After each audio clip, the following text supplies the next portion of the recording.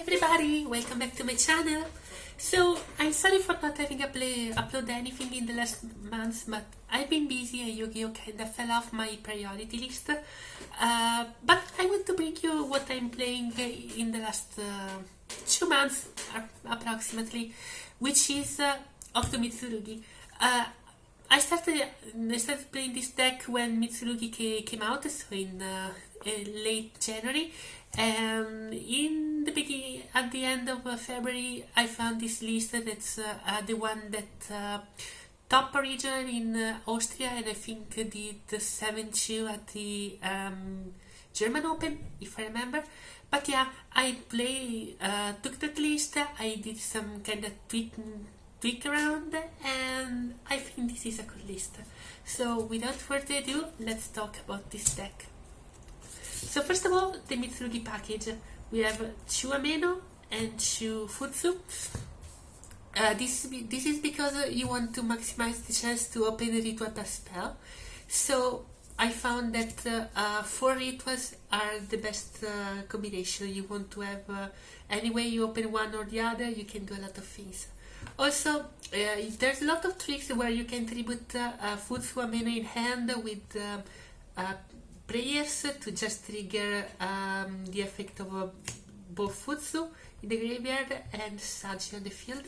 So this is a great way to start your combo. Also, this card is great. Ameno is great. Then we have 3 Sagi and 1 Kusanagi.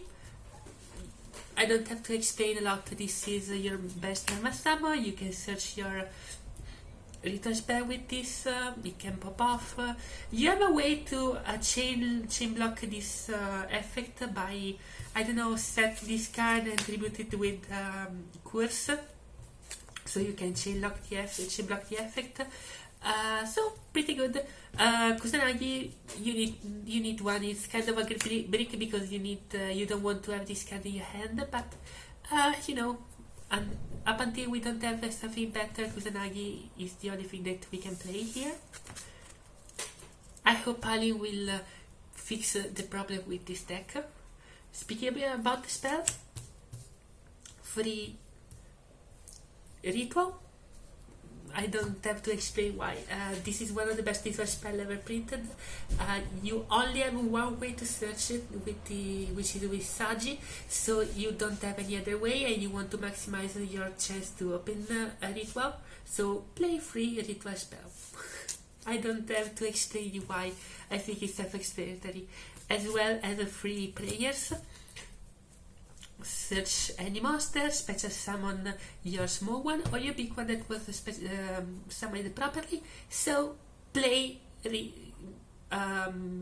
prayers. It can even help you dodge Imperm, dodge Veiler, dodge everything that targets. So play this card. Lastly, one purification. It's kind of a brick, but it's not even that big of a brick because you can discard this card to the graveyard and use the graveyard effect to bring back something and tribute something else. So I do believe that this card is still pretty good to run, especially because it's another Omni-Negate that can end your combo, and it can save you from a lot of things like talents, Darkly No More, Droplet, a lot of things. So play Purification. Ogdo package, you know, I like to talk about package more than the monster. So we have 3 Nunu and 2 Naoya. After some testing, I find that this is the correct play, just because Nunu is by itself much more important than Naoya to pitch, because Nunu is functioning a 1.5 card combo, when Naoya requires a monster that can be normal summoned, which a lot of times sometimes you don't have this option. Nunu can send a dark reptile, which it includes Sagi, and Naoya sends light reptile, which the best target is Curse. Sometimes you send Ogdoadic, but most of the time you send curse. So, and when this card can come back from the graveyard, if you don't control a monster or if you control an Ogdoadic, well, this card search spell trap on summon. So this card search Dawn, while this card can give you another body of the field that you can exceed for coffee. King of the Felins. Just play this. I think that this is the correct ratio. You can run free Naoya. I don't think it's that worth. I think it's much more. It's okay just running it too. The one of we have Thor, we have Kurz, and we have the two big Octos. Though it looks like a brick, it's not a brick. This card is really important to send with Nunu, because you can send this card with Nunu, discard a card, bring this card back, special summon Nunu, normal summon Zoa, exceed for the King of the Fairy Limbs, and add Naoya so you can start your combo. Great card. Also, if you have the big Ogdos in hand, you can discard one to get this card back, and you have those cards in rotation, which is really much more important than what it might seem. So this card is really cool. I wish there would be some better option, but for what is the role that Zoa needs to play, it's okay having it. Curse. You can tribute a monster to special summon this card from the graveyard. If you do, your opponent can special summon a monster from their graveyard with effect negated. It looks like a downside. It kinda is not, because it depends from what you're playing, a lot of things. But I usually never find that as a big issue letting your opponent special summon something. Also, when this card is normal special, you can target an Ogdoadic level 4 in the graveyard and special summon it, and you always want to special summon Naoya so you can add your spell trap. Big Octos, I wasn't sure about playing these two, then I realized after playing that these cards are much more stronger than I usually thought. The Beast can just come back by tributing free monster, which means that it can trigger your ritual and get the search. Also, it's a great interruption because it can destroy everything on your opponent on the field that is not special summoned from the graveyard, which means that most of your field will be immune to this effect because all your ritual comes back from the graveyard. Great. And this card is stupid. This card was not good before because when you activate the effect, the special summon this card from the graveyard, you lock into Reptile until the end of your opponent's turn. But now we have some actually good payoff if you're stuck with a Reptile lock. So it's not a big of a deal, especially if it allows you to play through a couple of end trap. So pretty good. Also, if this card is normal special summoned, you can activate this effect, which is special summon one monster from the graveyard. If you're looking to Reptile, you can always special summon Reptile. But if you're not, you can special summon whatever you want, which is pretty good. Also, by being level 10, you can make Valutas, which you will make a lot. Spell trap, free Dawn and one Lily. I was tooling around with one or two Dawn, but then I understand that free Dawn is important. I think these free cards are really mandatory because it's so good to just dodge Imperm, dodge Veiler, dodge everything that can target. Also, it can recycle cards. You have a lot of great follow-up with this. So play free of that. And Water Lily is another underrated card. This is basically double Monster Reborn. I don't understand why people are not playing this card. And even if you open this, you can send Nexus Serpent or Nunu to just start your combo. So it's never a dead card. I don't understand why people are not playing Water Lily. This is a crazy card. Speaking about bricks, Natural Serpent. This is the only real brick that I can see because this card you don't really want to have in your hand. You want to have it in the grave to send it to the deck to send it to the graveyard. But sometimes it is stuck to your hand like any brick, so prepare to just know how to play around. Good thing, by being a level 4, you can use it to XYZ for King of the Fairy. So, at least it does that. Free Snake Cream now. Finally, we have a good payoff for this card after how much? 20 years? Probably. We finally have a way to use this card properly, and I'm so glad that we have a way to use Snake Cream properly. It's not that crazy as it might seem, because sending 4 reptile is still not as crazy as it might sound, but by resolving this card you already set up your graveyard for other things, like these are usually your main target. These are usually your main card that you want to send. So by resolving one Snake Rain, you want to have Nauya, Nono, Netabilis, and Curse.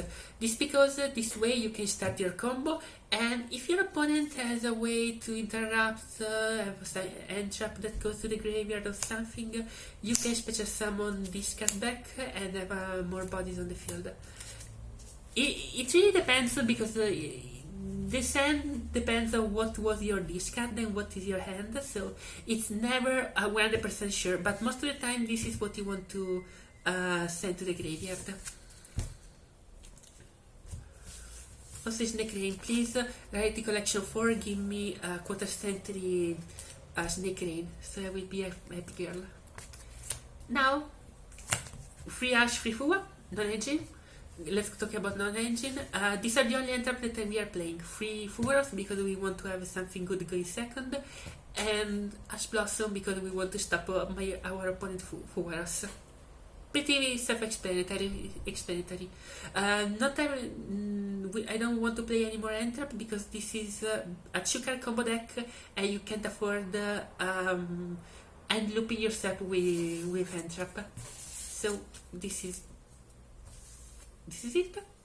Then we have Board Breakers, which are my choice. Have been 3 talents, 3 droplet, 2 Book of Eclipse, and 1 Current Buy. I think it's self-explanatory. Great card going first, going second. Great card going second to just blank a lot of boards. Raziel hate this card, and I love this card because it helps you dodge Imperm and Veiler on your Sagi, which it's always good on my side. So play Book of Eclipse and Current Buy because we hate Fugaros and we want to stop Fugaros. And we want to stop Shifter, but this deck can actually play a lot well through Shifter, so it's not that big of a deal. Extra deck. We have 1 Link Spider. It's important because you need to link away 1 token with Link Spider because a lot of things require 2 names, 2 different names. So Link Spider is your best link 1 for your token. Link 2. So Bitcop is important because it's a level 2. It's a link to the Fiend that you can link away for above, and the effect that can tribute something. Sometimes it can come up. I'm debating between changing this card with Nightmare Unicorn because at the end of the day you just need a Fiend. But for now, I play this card. I think it's fine. You can play this card. You can play Nightmare Unicorn. It's the same. You just need the fact that it's a Fiend and you can do something. Lizardros, this is a reptile deck. Play this card. I can't stress you enough how good this Lizardros is to just draw a card randomly. Echidna. I wasn't playing this card at first, but then I understand that this card is really key to play, especially if you're playing Chunib. Because by playing Chunib with this card, help you play Chunib and start your combo regardless. So play it. It's really good.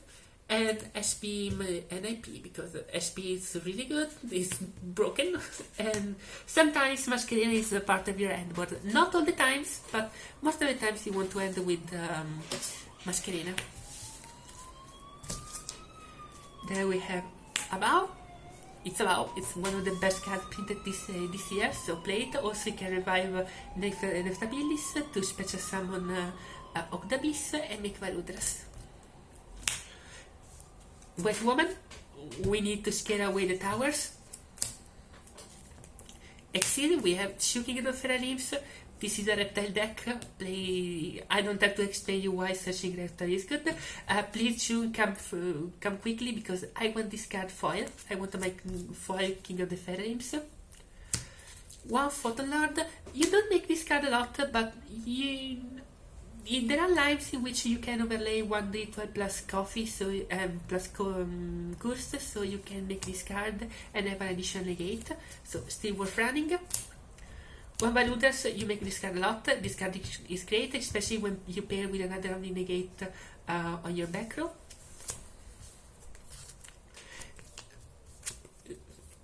One Gustav Max. We need to win on time. This is the best way I found to win on time. And lastly, Typhoon and Zeus. I didn't know what to put in this slot, and I think Typhoon is still worth running. And Zeus, come on, you triple attack 3 talents, you steal Detonator, you attack with the Detonator, you make Zeus, you pop the board, and your opponent cries. Side, free Solemn Strike. Great card. I think I will keep it for going first scenario. It won me a couple of games just by itself. One D-Barrier and one Sanctum. We are playing Trust, so these are the good trust target. Also, we hate Malice and we hate Crystron. Talking about Trust, we are playing to Trust. There are a lot of spells we want to search, and there are a lot of traps that we want to set. So, play it. Lightning Storm, great card. In this format especially, I think this card is really well positioned because you can destroy all the back row and then start your combo. And both Malice, Raziel, and Blue Eyes don't like their back row being destroyed, so I like it. And they don't, which this is the important part. Shurib, I think this is the only entrap that I feel it's worth against both Razia and Malice, because at least this is a turn ender, or it forced to do some kind of combos, so pretty good. Free Langea, we hate Malice and we hate Crystron, so yeah, I don't have to explain you why. And one Purulia. It was the 15th card, I didn't know what to put, and it was okay. It did a couple of end traps, so I think it was fine to keep it in the side. Maybe I will increase instead of Nibiru playing 2 more Purulia, but I don't know. I will see.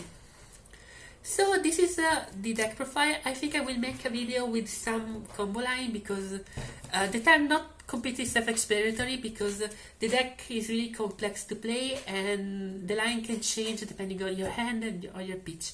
So it's not that easy to play. But for now, if you like it, click like and subscribe, and until next time, see you!